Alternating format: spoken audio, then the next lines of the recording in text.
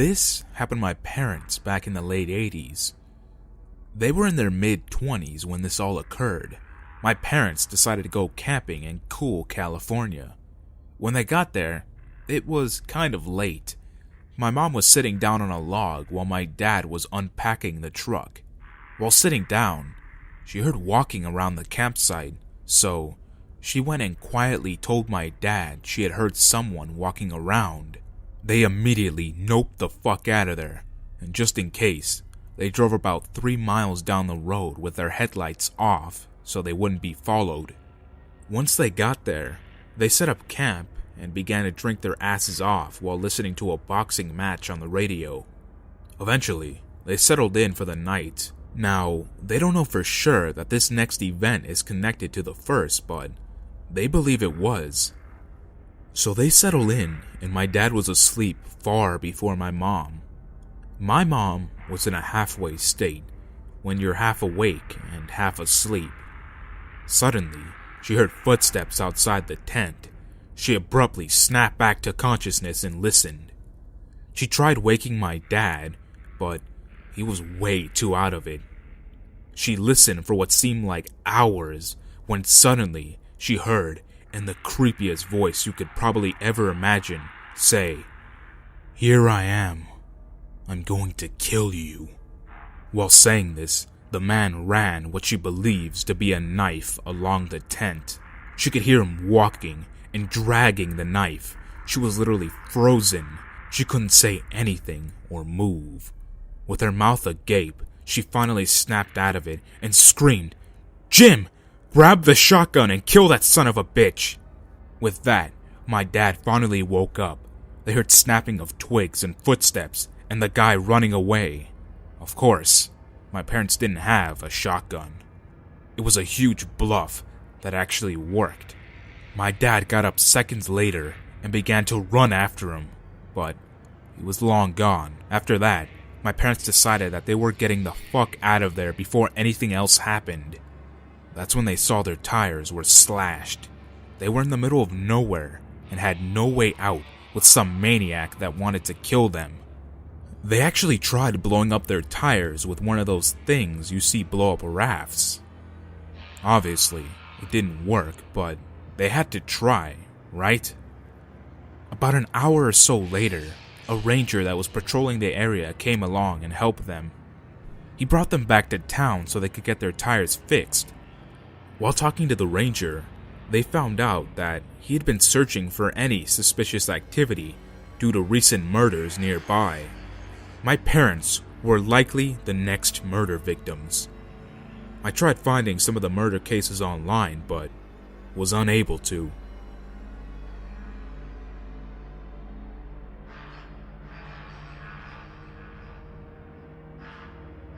I'm a university student now, but this incident occurred when I was in 8th grade. When I was around 14, I studied a subject focusing on outdoor pursuits. For our final assessment, 2 teachers took my class on a one-night camp where we would do activities like rock climbing, kayaking, trail walking, and the rest. I live in Australia, around an hour from a state forest that was notorious for backpacker murders. Several bodies had been found and several more remain missing. I'm pretty sure all of the murders were linked to the same serial killer. Anyway, in the morning we left the school and drove out in a bus. When we reached the roads that lead to the entrance of the forest, a police car was parked to the side. He immediately spoke to the teacher, but I didn't hear anything, and no one else seemed to notice or care. Fast forward a few hours and we've trekked, about 20 of us, to the camping area somewhere in the middle of the state forest. Some parts are state and some parts are privately owned, I think. Whilst kayaking that afternoon, we noticed a helicopter doing flybys, but again, my classmates never suspected anything. A couple of mates and I were the first to leave the water and helped the teacher with some equipment and started building our own rafts. I was standing off to the side when one of the national park guides walked over to one of the instructors and talked in a hushed, slightly stressed out tone. I remember hearing the instructor say stuff like, "You're kidding," and "I don't believe it." He just looked shocked and taken aback. So, at this point, I started connecting the dots, but I didn't say anything to my school friends. Around dusk that night, I went to use the toilet, which was around 100 meters from the main campsite. As I went in, I remember a guy walking around the other side of the block. I didn't see him very clearly in the diminished light, but he kept glancing around with nervous body language. I couldn't see his face clearly, and I knew he wasn't part of our party, and to me, he just didn't fit. I didn't think much of it at the time. Fast forward to the next morning, and we get back to the car park, and the teacher tells us that a body was found in a dam not far from where we were, and that they didn't tell us so as not to frighten us. We later found out it was a young guy who was killed with an axe, and the guy who did it was related to the serial killer who hunted in the same area. I don't know if that guy I saw had anything to do at all with the murders, but it freaked me out a lot afterwards, and I haven't been camping since.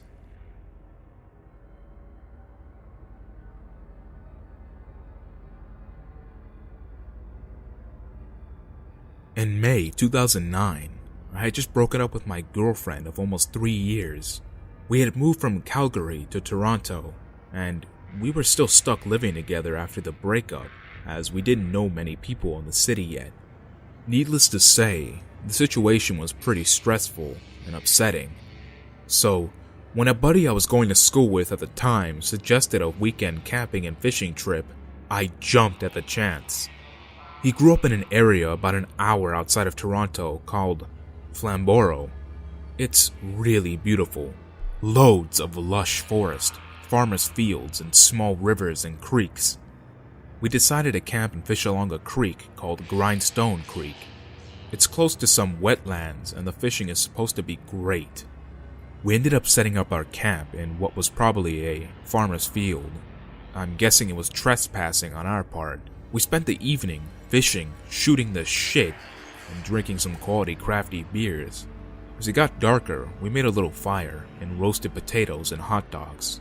All in all, it was a really good night. We turned in just after midnight.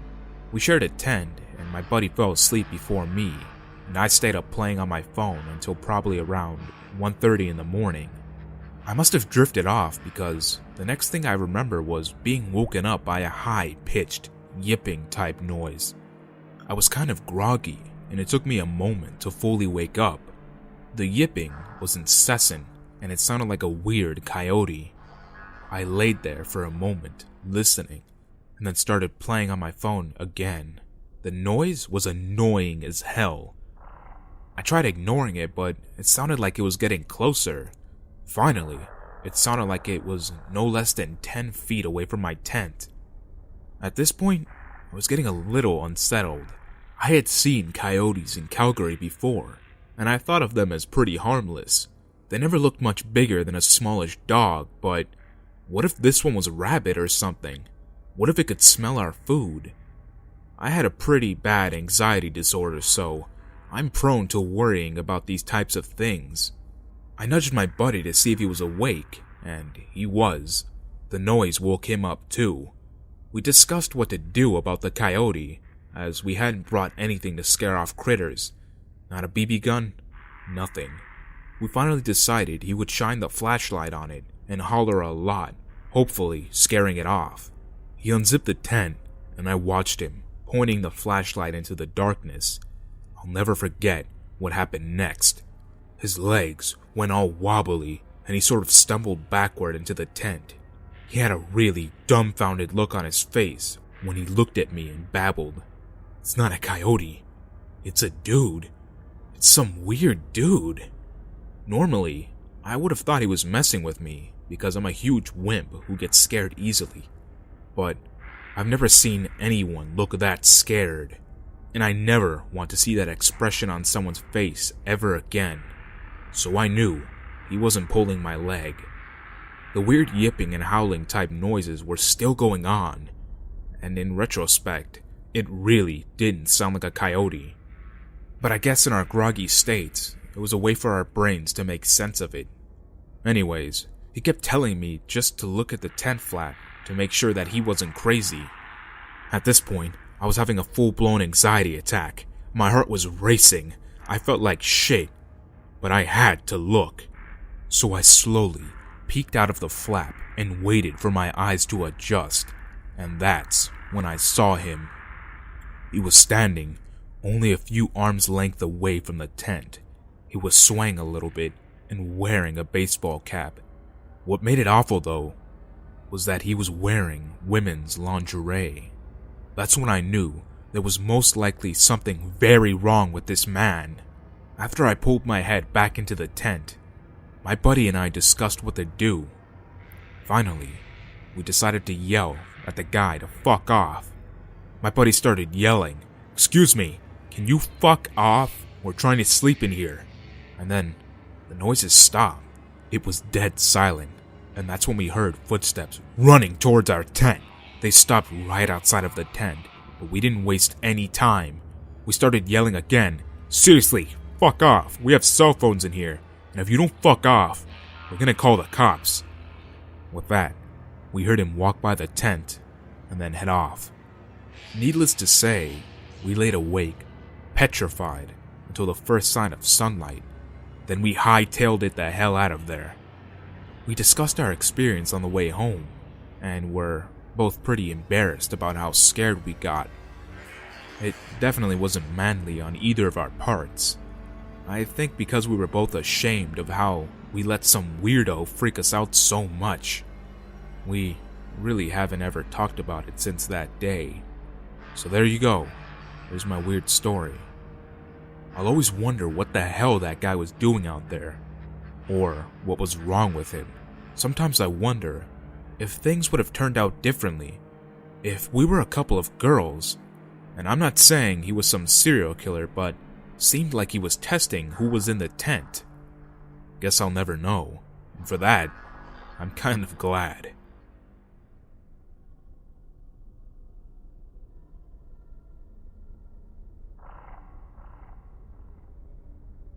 This happened when I was camping out with my mom and then 6-year-old brother.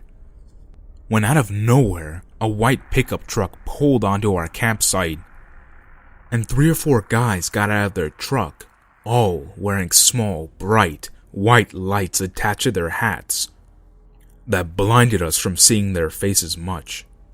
They approached my mom and started asking her questions about who we were and what our plans are for the night. My little brother stared, whimpering, and stopped eating the Doritos he had been happily munching on, and I got the impression that my mom was creeped out as well. So the men kept talking and left after about 5 minutes, and told my mom that they were the official campground employees who were just making sure that everyone was doing alright. Their truck certainly didn't look official, and they weren't wearing anything that would suggest they were just more than regular, albeit creepy, dudes wandering around and being noisy. My mom told my brother and I to get in the car and take only a few essentials like clothes and a bit of food. And we went to my grandmother's house and spent the night there instead. We left the tent at the campsite, giving the illusion that we were still there. And the next morning, after we had told my grandmother about what happened, and that we were very suspicious, we went back to the campsite to gather our things and head home. But when we pulled up, we immediately noticed that our stuff had been picked through by someone who wasn't us. There were footprints leading up to our tent, and the zipper was stuck halfway open like someone was trying to close it. And it was closed when we left. Our sleeping bags had also had boot prints on them. We never saw those guys again, but we still wonder what would have happened if we stayed.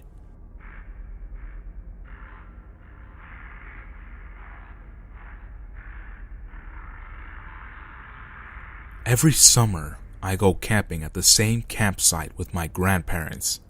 Now, I was probably 10 years old when this happened, so I don't remember everything. The campsite had separated showers and bathrooms for both male and female campers. One night, I decided to take a shower. My grandma was a few camping spots over from ours, having a few drinks with friends, so I didn't want to pull her away. My grandpa couldn't take me to the shower, so I went alone. Fucking stupid, right? Anyway, I was approaching the showers when I heard a man, probably in his late 30s, screaming many things to what seemed like two girls.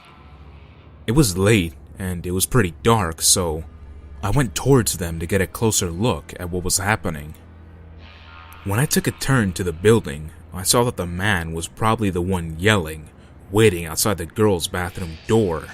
Me, being an innocent tatter-tot, didn't think anything of it.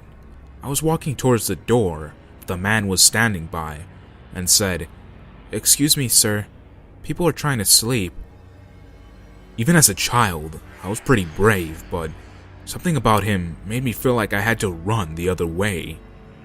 He turned to me, and I finally saw what his face looked like. He was a black man with a scruffy beard, and he was wearing a black hood that covered his head.